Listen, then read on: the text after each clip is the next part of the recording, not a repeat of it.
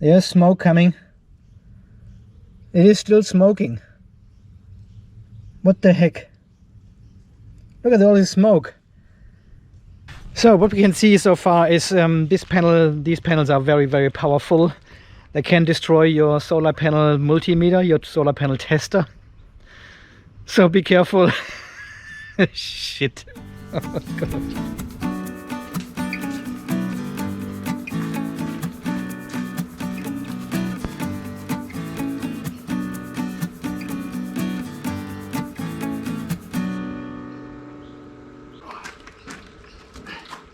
It's heavy. It's heavy.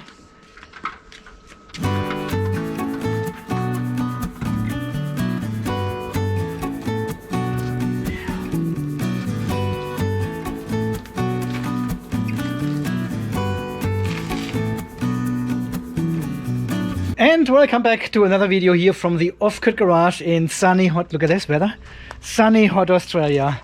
I put this here on cardboard on both corners. I don't want to scratch the black frame. I haven't paid for these two panels yet. In today's video we want to have a look at the Hyundai Shingled Solar Panel. It is the Hyundai, what's it called? Let's quickly turn.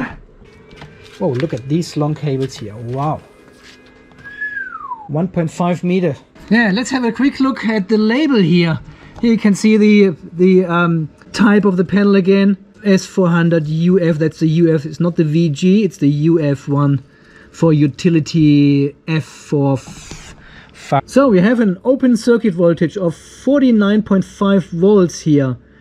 See, and this is exactly, when you have three of them in series, you almost get 150 volt DC. And the solar charge controllers here, they can do 150 volts, right? But if these panels are cold, they're actually producing a higher voltage than stated on the label. And it also says plus minus 3%. So you can end up with more than 150 volt DC, which could potentially destroy your solar charge controllers. So we have a fairly high open circuit voltage here. The voltage in the maximum power point is still 41 volts. At 9.76 amps, right? Short current 10.1 amps, and they have a reverse current of 20 amps. So with this 20 amp and 10.12 amp short current, I can have only two of them in parallel without any fusing. And there are 20.5 kilograms. And then there's all the fine print on here as well. And we also have a module efficiency of 21.3%. So here it says they give you 25 years of warranty, but only in Australia and Europe. What is different if you buy these panels in Asia or America? And before we put these panels here on top of the off-grid garage here, we want to test these panels out. As you have seen, I have one panel already connected here to our test setup, and I'm testing this panel and these two in parallel, and I've connected them to identical solar charge controllers, which are charging the Basen 300 ampere hour 12 volt battery here. We want to test this panel out first here, see how much power we can create, hook up the battery tester, use a freshly calibrated S.P.A.T to align the panel properly, and see how much power we can create.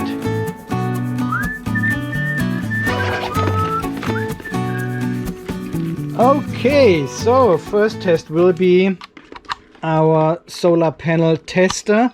Ooh, this one goes to 400 watts only. This is maxing out our solar panel tester. Okay, let's do it. Get out here. The sun is already fairly high.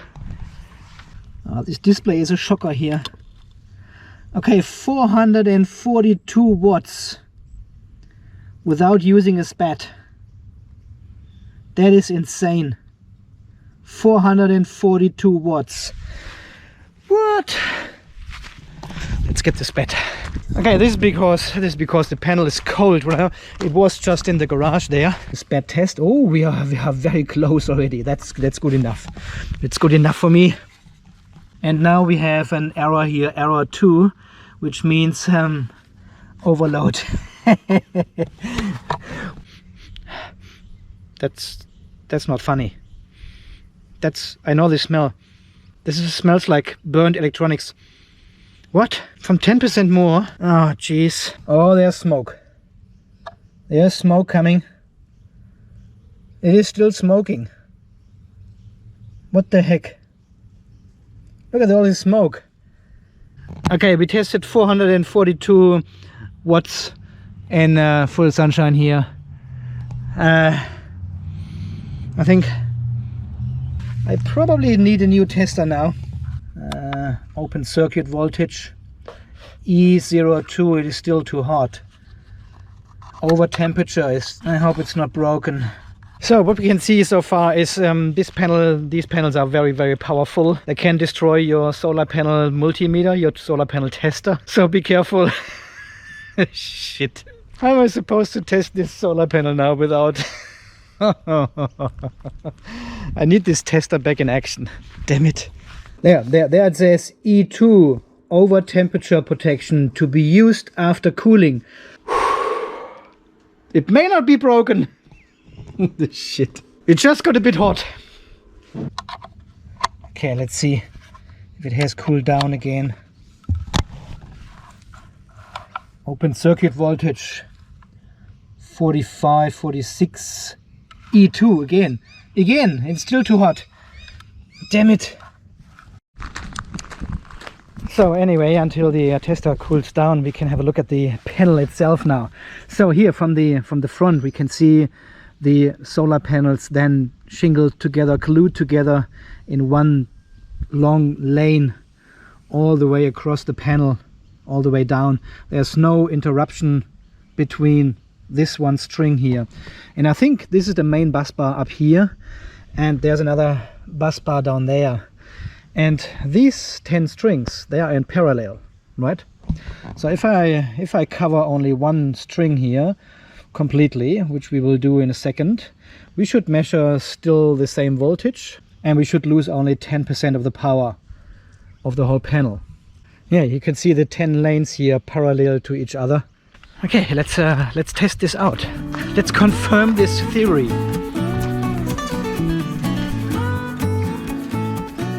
Okay, we can actually do the first test with these panels here now. So I've connected this one here to one of the solar charge controllers. So it's connected to this controller, and I've got the other pool fence controller here connected to our two panels in parallel.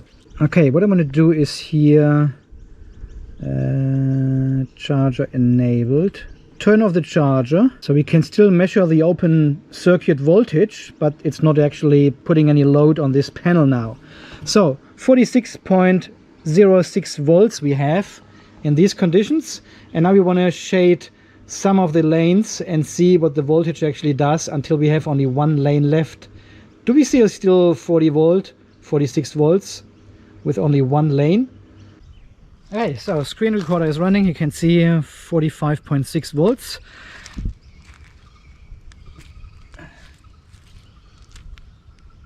Let's see, 44.45 volts. So it's a bit lower than it was before. Okay, let's cover another two.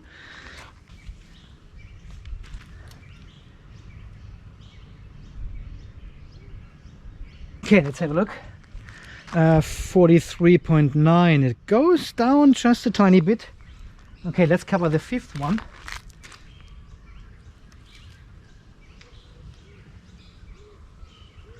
So this is now exactly 50% of the panel covered, and we still have 40 volts. We still have 40 volts. Okay, let me cover all of the panel but one lane.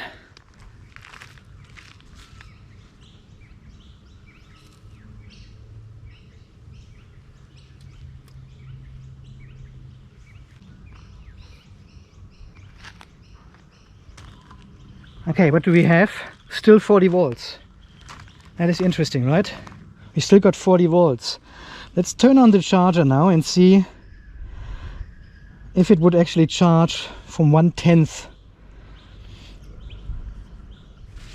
So, charger is on. We still can pull 36 watts now from one lane of this panel. even 90% of the panel is covered. That's quite impressive.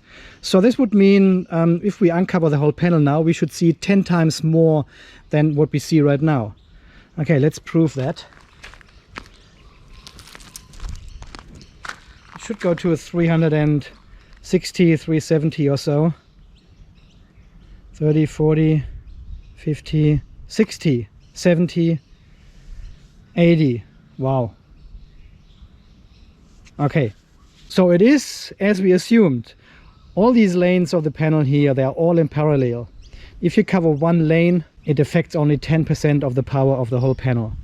But if you cover them this way, right? So if I cover just the bottom, then we are taking away power of all the lanes.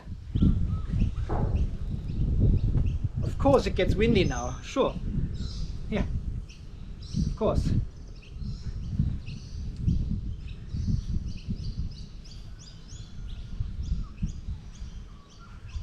So here, just the top part.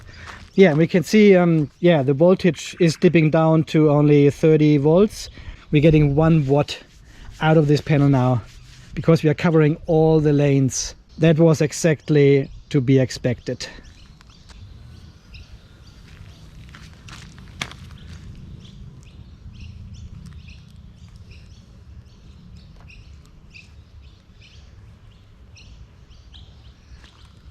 So if we cover 50% of the panel, we should see 170. That's half of the 340 would be the maximum then. Wait. I'm just editing this video and I had a look at my footage here, and I think what I just said here is completely wrong. I don't think these lanes are actually in parallel. When we have only 5 lanes uncovered, we should see only 5 amps, right? Because each lane produces 1 amp. But even with only 5 lanes, we can see already 10 amps. But the voltage is significantly lower. And also here, this scene here, where the top part is only covered of our panel, we can still see 43 volts. So the parallel theory cannot be right. And also here, this one, where I had only 1 lane uncovered, we only have 16 volts, not the full 40 volts, but we have 2.2 amps. So 1 lane is creating 2.2 amps. So looking at only this picture here, it looks like these 5 lanes are in parallel and then in series with the other 5. Hence we can already see the full 10 amps. What do you think how this panel works? So anyway, back to the video. We're getting 10 amps at 15, 16 volts. And then again,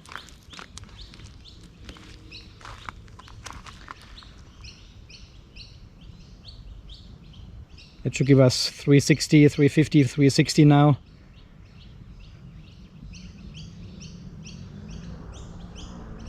$60, $70, $80. 380 watts. Very impressive.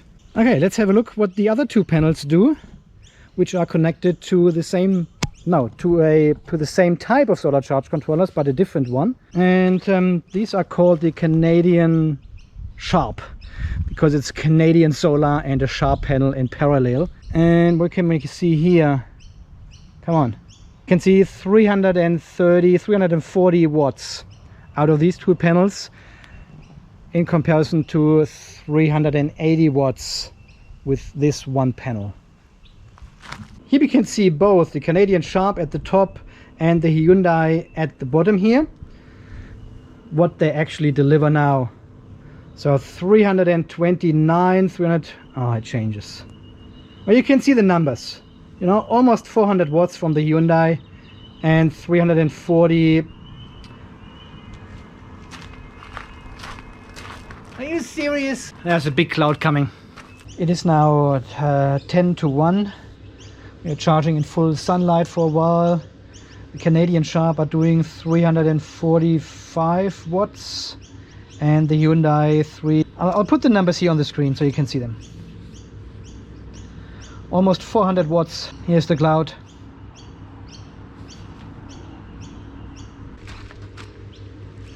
Sun is coming. Just wait for it. Here it comes.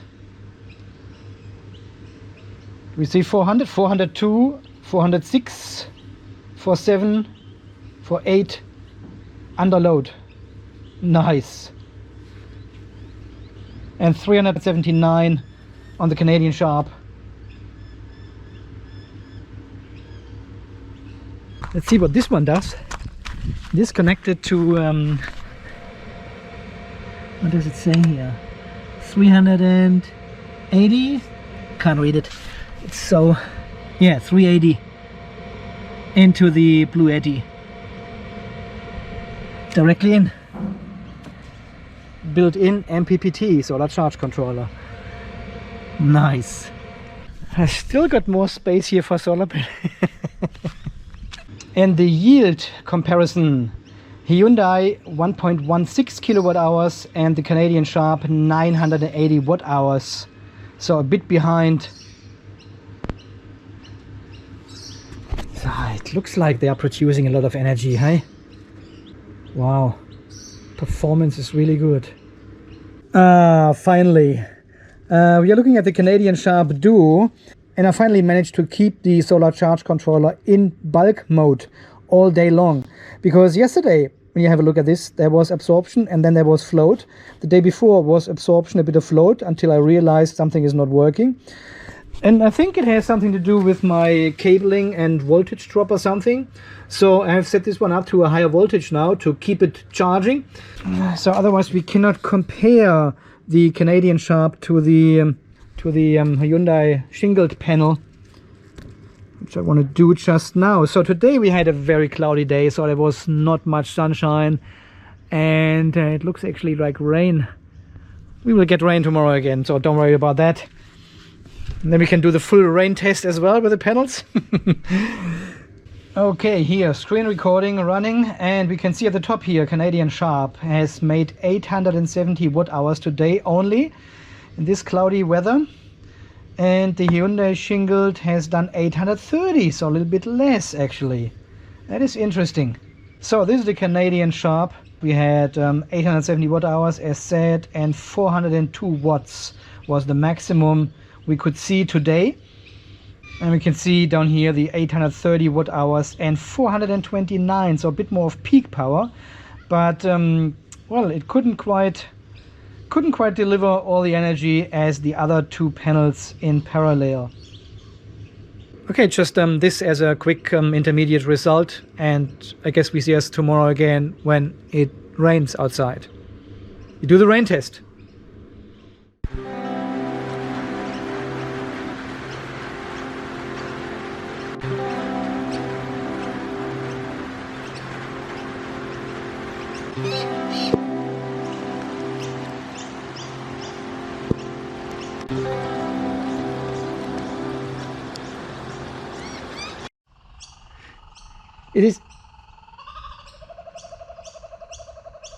It is totally stupid weather to test solar panels.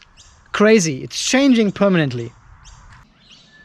So, and now here, even under these very heavy, thick clouds, you can see 25 from the Shingled panel and 28 from the Canadian Sharp panels. But I want to show you a screenshot from what I have seen so far, what these Hyundai panels can deliver. And here, this is a screenshot I took from the Hyundai solar panel here. Maximum power I could ever see was 461 watts. And we exceeded the current. Usually it has only 9.76 in the maximum power point. And we got 12.3 amps out of this one panel. That is insane, right? There was this typical cloud corner situation when the sun was behind clouds, and then the clouds moved away, panels were cold, and bam, full sun on the panel. 460 watts from one panel. But far more interesting is actually the yield I got out of these panels. So here again at the beginning I had the Canadian Solar and the Sharp in series connected, and we can see 1.4 kilowatt hours. Okay, there was bad weather here. 1.46, 1.49, and then I changed over here to the Hyundai panel. 1.55, 1.71, 1.71, 1.74 with one panel. And then we had bad weather again. 1.71, and then, okay, this was 2 panels in series, so this doesn't count anymore. So I'm getting around 0.2 kilowatt hours per day more out of this one panel than I get out of these 2 panels. And I think this is because of the shading conditions we have in the afternoon here, when the tree puts a shade on the driveway and comes slowly across this whole situation. And I think these ones perform a lot better under these conditions than the normal panels. So in this morning we are doing a bit of a morning test, I would say. You can see all 3 panels, and the cat and the dog and a bird. So we can see all 3 panels here are in, geez, shh, shh. And we can see the shadow of the branches going back and forward over the panels. So, and you can see the Canadian Sharp combination is producing 53 watts, and the Hyundai Shingled Cell panel is producing 78 watts. And I think this is exactly where the advantage of the shingled panels comes into play now. Exactly in these conditions, in these partly shading conditions. So it is now 11 o'clock. And you can see the Canadian Sharp Duo does 319 watts combined, 320. And the Hyundai Shingled Panels are making, or is making, 362 watts.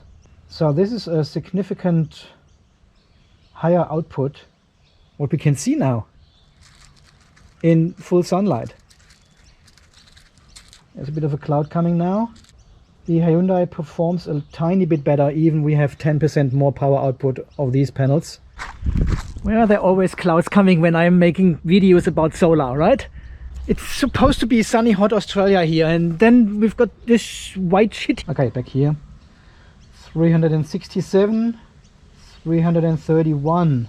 And the Canadian Sharp has made 510 watt hours today, while the Hyundai 690 watt hours already. So this is a significant increase in production, what we can see from the shingled panel. This is not bad. Okay guys, I think it is time for a bit of a verdict about the Hyundai HIE, what it says here on the screen. So I've tested this one panel now excessively for the last couple of days in comparison to the Canadian Solar and Sharp in parallel. So 400 watts against 435 watts of used panels.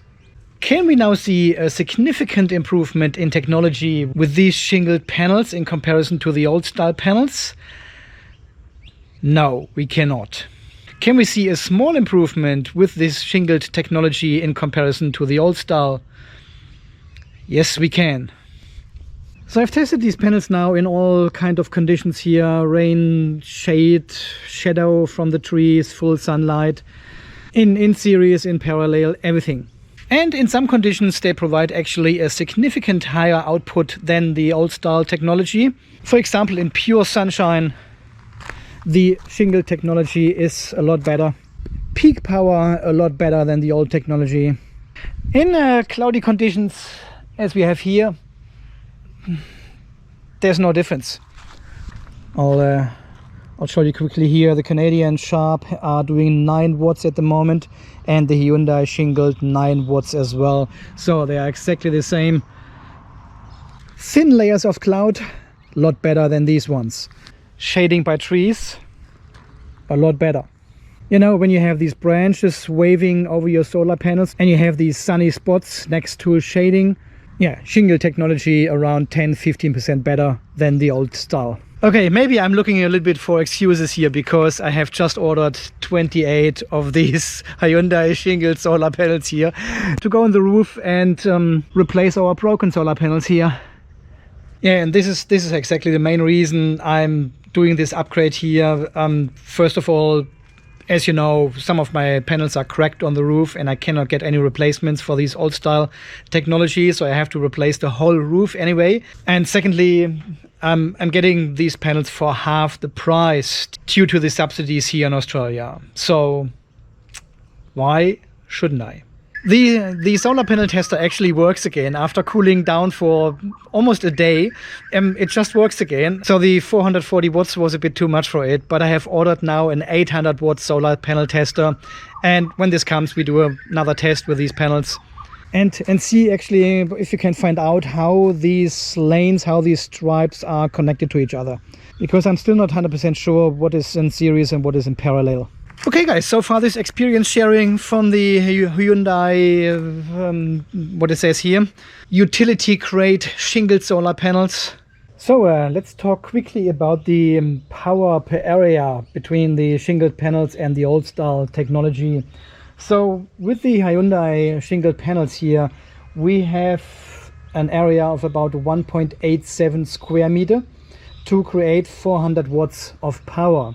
And we have here more than 3.2 square meters to create 435 watts.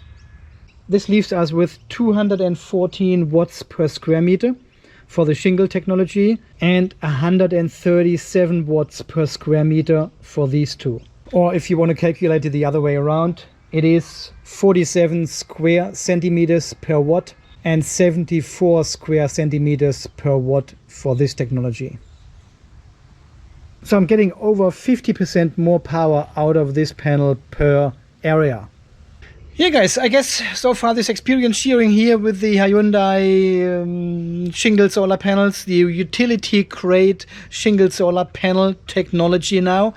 So these ones do perform a lot better than the shingled panels we had from Outbax here. And until the next video when we do other great things. Does it rain again? Oh, jeez. When we do other things with solar power here in the garage, you stay charged, stay safe, and thanks again for watching. See you then. Bye-bye.